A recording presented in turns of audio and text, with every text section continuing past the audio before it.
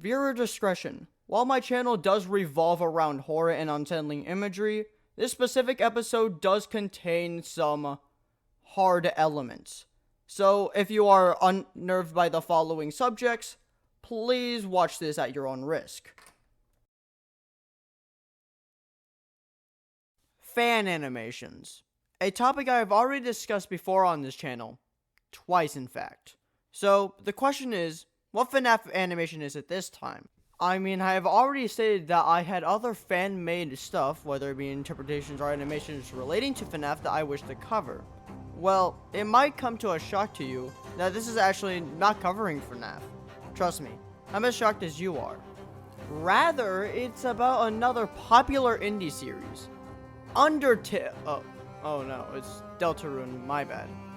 And if you looked at the title card and thumbnail of this video, then you must know that this video is about a special salesman since 1997. Now, fan animations, interpretations, etc. aren't really new to Spamton, but almost all of these animations of Spamton generally focus on him when he is either becoming Neo, when he meets Gaster, or just his past in general. But at least to how far my experience has taken me, no one has really made an animation about the Addisons. Well, specifically the moment that we are alluded to happening right here. And I mean, I can't really blame anyone. There isn't really too much to go off of and discuss. Well, that was true until Eviction Day came out, created by Corey Beebington. When Eviction Day first popped up in my recommended, I thought it would be a nice, cool thing to check out. After all, it was just a simple 5-minute video about one of my favorite series ever. But nothing could have prepared me for the spectacle I was about to experience. Ever since I finished watching this, I knew I had to make a video praising the animation. And I'm overjoyed that I can finally take the time to share this wonderful animation with the rest of you. But before we begin, I highly encourage you to watch Eviction Day. It truly is amazing. And while I'm on this tangent, I feel like this is a good time to explain that Corey actually allowed me to message him and ask him some questions, which was super appreciative, honestly. But don't worry, I assure you that Corey did not influence this video at all. All he did was allow to clear some things up, which was greatly appreciated. So with that being said, allow me to take you on a journey to witness Eviction Day, Corey Beebington's short masterpiece.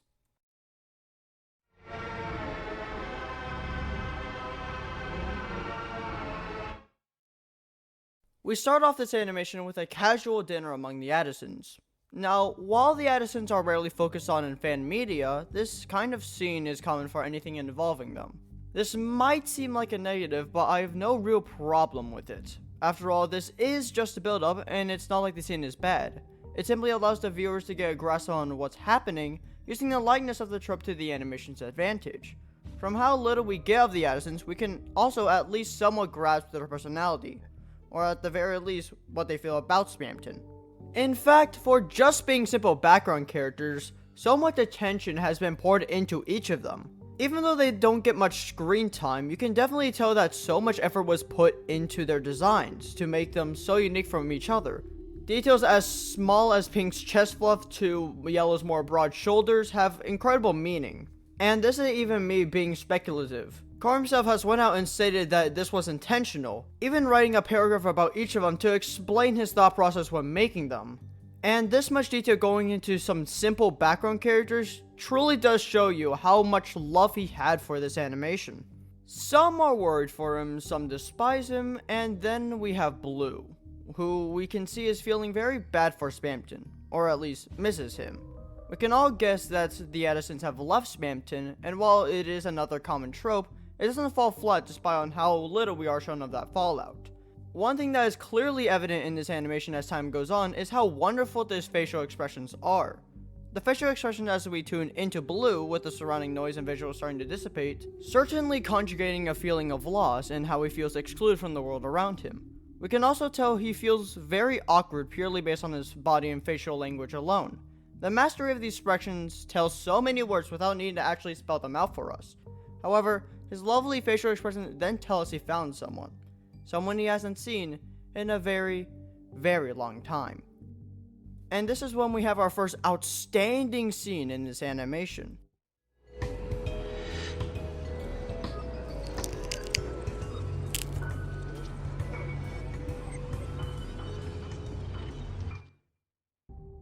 There is so much strength behind this one scene alone. The image of Spamton as we see him feels so unnatural, and even though we already have guessed that it will be Spamton, we most certainly weren't expecting this. His image is so pasty, purely white, with no natural black being seen. The only blacks that are in his design are his face and the particles on his suit, skin, hair, etc. All of this managed to make his design look very dirty and torn, making a very unnatural but also depressive kind of design. The black and white design also looks so incredible in comparison with the rest of the animation, as it looks like he was graffitied on in post. And this was the addition of his very simplistic happy face, and you get a purely creepy and unsettling style. Everything about him feels like it's made to catch us off guard, and it truly does succeed in doing that. And keep in mind, I've talked about all of this without even stating his animation yet. So let's get into that. As we tune into him, everything else warps. We unfocus on our characters, and their frames are cut back several times over. They also start to experience line boil, an effect that truly works well in this animation's favor, making everything look unnatural in every frame. Everything about this animation captures so many different feelings, as it now feels both supernatural and unnatural at the same time. And the actual movements of Spamton himself is nothing to turn a blind eye to either. The couch he is perched on, as well as the table he sits behind, becomes more flat as they grow a more paper-like outline to the rest of the background, which is growing darker as it seems. And none of these lose their flat appeal either. Instead, they seem to warp and distort slowly. The values of their colors slowly change as their art is pushed and pulled around softly, and Spamton's actual movements is always followed by a flow of layers of varying opacity, adding a level of motion blur that is so unsettling to look at. None of this animation fails to be unnerving and distinct from the rest, giving a very Lovecraftian feel to it all. And oh boy, the sound design is so expertly done to add on the uncanny, unnerving tone. Every little head tilt comes with a gut-wrenching crack.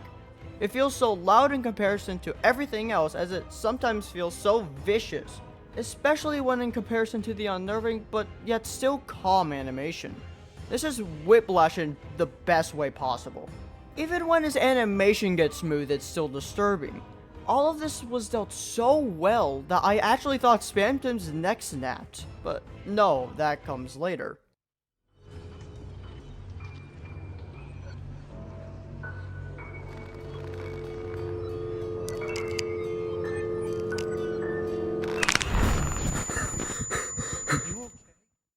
It works so well with everything else, but it still builds up so much anticipation. Anticipation we are scared to come, but also want to see how this animation would handle it. And when the animation finally gets shot and released, everything else that comes with it and follows feels so spectacular.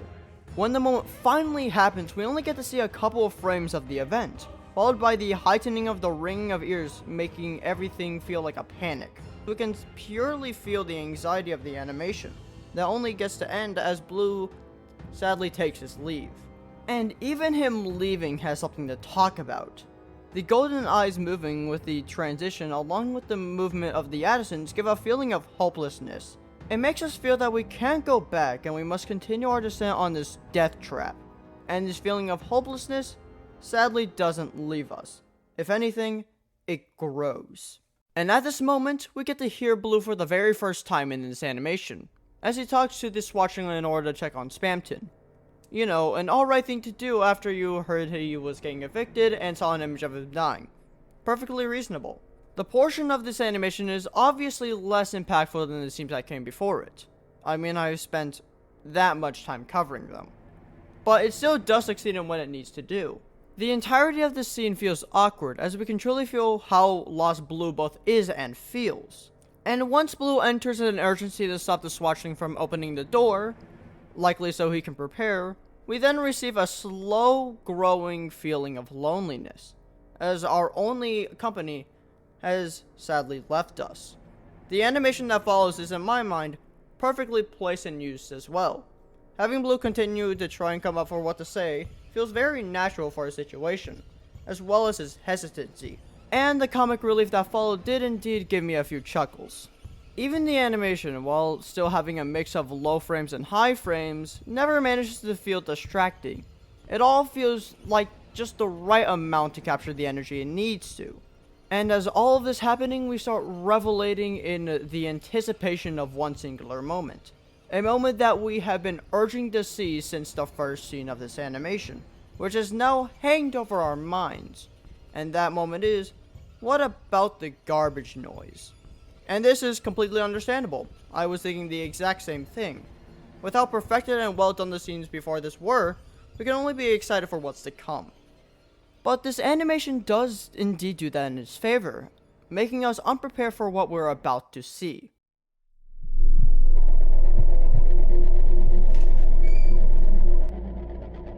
Hey, Spampton? Spampton? Holy.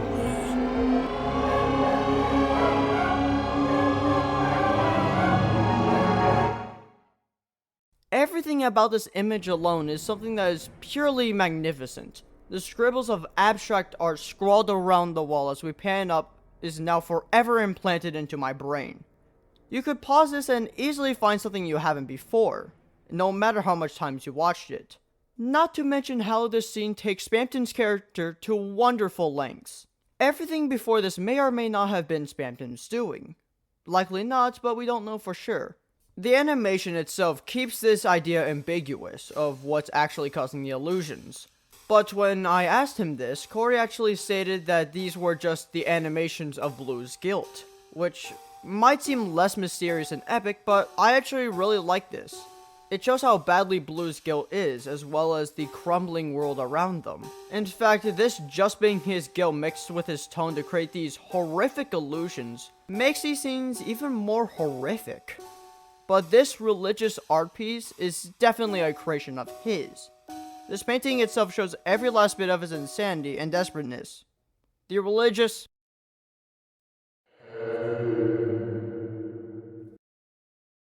imagery with the halo and the golden leaves flowing down most certainly add to this too. This and everything else I haven't brought up comes together to make this wonderfully, beautifully disturbing collage.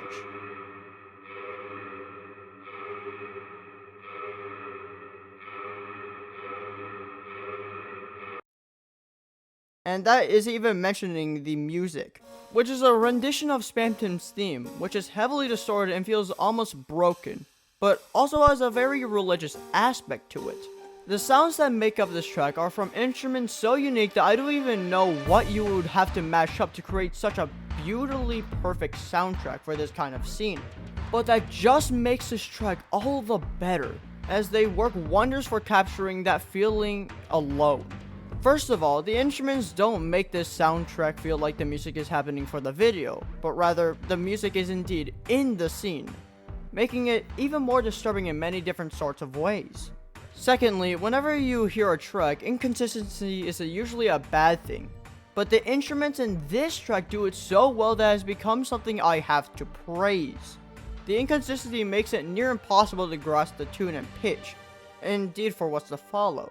Only knowing the motifs that the track will continue, but not knowing anything else about the track. And then, when our curiosity has peaked, we are taken away from this majestic horror, as we can tell that we aren't alone in feeling disturbed, as we cut to Blue feeling the exact same way as we do. Well, that is until he hits a realization that he has hit something, which he then looks down and moves his foot to reveal a photograph. While this framed photograph isn't as disturbing as the pictures before, it still does do wonders in telling us about the story. You can see exactly what was going through Spampton's twisted mind as he was manipulating and editing this photo. He has chosen to reject any feelings towards his former peers that he once called friends, with, as we can see with Blue, has varying success. In fact, this difference from Blue to his peers even works as a story perspective as well, as it's basically looking Blue directly in the face and pointing out him for also abandoning his old pal, signaling him out from the rest. This does indeed have an effect on him, as we can see in the following frames. But now it's the moment we have all been waiting for as soon as we saw the first few scenes. The garbage noise. This moment that we have been waiting for since the very first scene, is nearly perfectly built up, with the silent dread as our anticipation rises, only to catch us off guard with the inclusion of Spamton, who we get to see once again.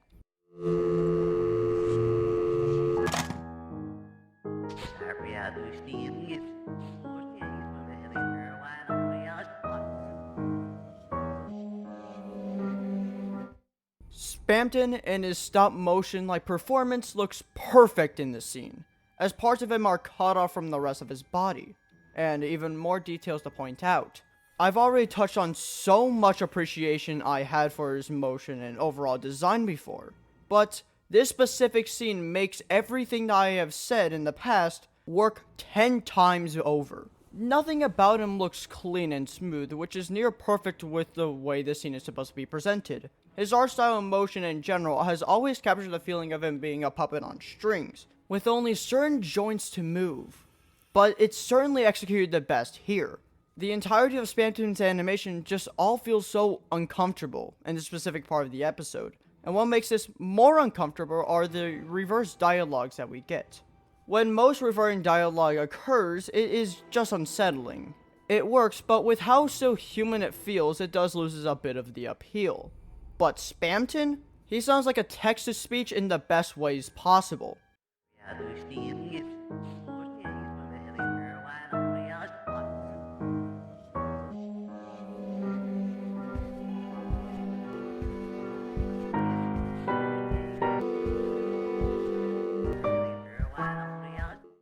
We can tell whatever he is saying is reverse, but it still feels natural in the way, with how robotic his voice is, which only makes it more mysterious and threatening.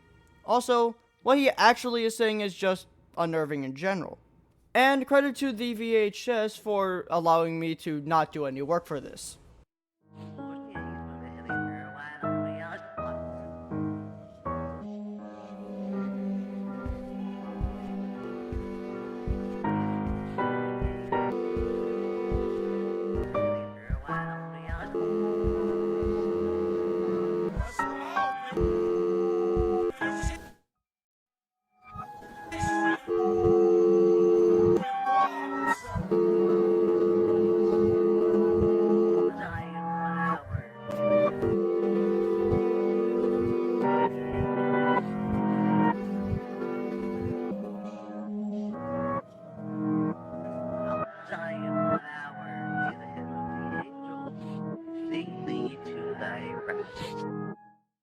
And oh man, if you thought the Big Shot musical cue before was cool, then you aren't ready for the Spamton Shops theme, which is again really well done in terms of the scene. The two interchanging tracks as the scene switches from the past to the present feels so incredible, and it makes it even better with how the scene feels like it's being presented in a story perspective. This entire scene, rather than feeling like a flashback, feels like the warping of reality. Not to mention just how awkward and uneasy the entire section is. As we are beginning our preparation for the scene that we have been waiting for, we get to see how depressing this is in terms of our protagonist's perspective, which is even more depressing as he relives a series of hardships. We were already unsettled before due to the tension building up from what we know is to come, and to add that on with the scene is just perfection. The increase in escalation as everyone, everywhere, and every what starts to warp, except the things that are in the real world, with reality seemingly breaking at the seams. Heck, everyone's dialogue is even switched backwards. And oh man, remember what I said about the build-up and tension? Well, this scene, I don't understand how they did it this masterfully.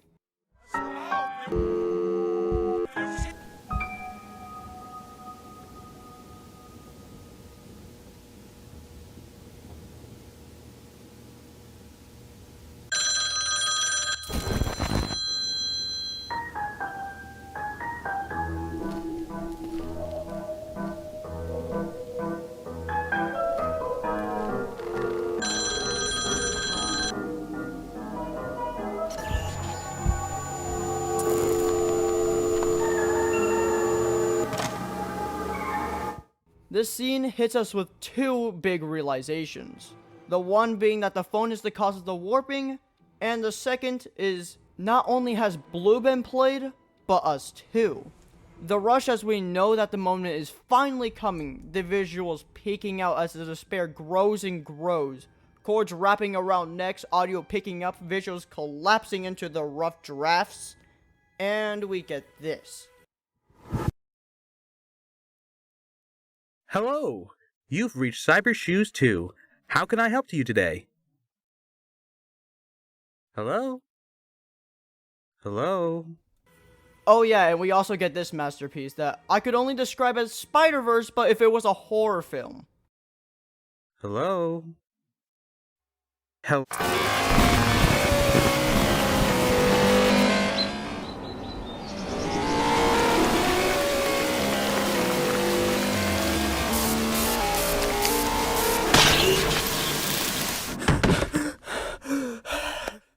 My jaw rarely does something as absurd as hit the floor, but my jaw was broken after hitting my carpet with the force of a train when I first watched this scene. Like, do I even need to explain why this scene is so wonderfully done?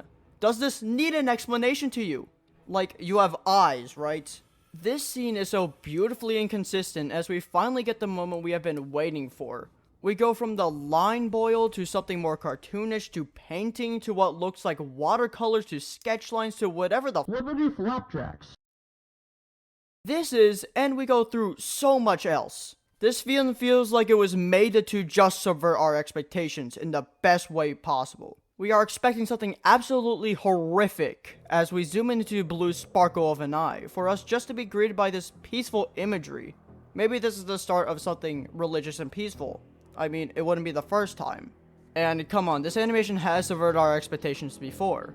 But just as we think we are safe, we are put into this opacity sketchline crayon paint masterful masterpiece, which is something so unsettling, I can't even put words to it. And just as we thought that Spamton's art style was unique enough, we get this super creepy imagery where Spamton literally melts off his face. I know I've said it before, but this is whiplash in the best way possible. This is just a 15-second long part that feels like minutes the first time I saw it. I was not prepared, and chances are you guys weren't either. This entire thing feels like what it's meant to be, a separation from reality, where Blue has his own reality cross off with several others. And what's to follow this beautiful scene is just a hollow, empty soundtrack with Blue crying about what he has just witnessed, and likely the end of his former peer.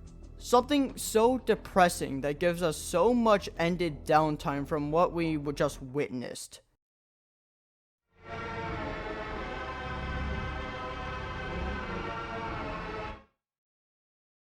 What could I say that I haven't said before? Well, I will tell you something I have already said. This is a masterpiece. I can't really say much or give a cool title or honorable description like what I did with my previous two episodes. All I can say is that this was one of the most high quality fan animations I have ever seen. Period. Let alone one that was horror. In a horror perspective, story perspective, art perspective, and overall just in a quality perspective, this is great. The wide range of metaphors, similes, and many other written tools are used beautifully by the art style. Every feeling that was supposed to be felt was felt. Every time we were supposed to get distracted, worked. Even if you didn't find this unnerving or scary, you have to admit this is a masterpiece on several levels. So I beg of you, please check out Eviction Day if you haven't yet, along with just Corey Beepington's channel in general, and the other people who helped along with him. They truly do deserve it. Well, I'm glad that I allowed you to meet this wonderful animation, and I hope this step in quality for my videos helps us all out in the end. Thank you for your consideration, and bye.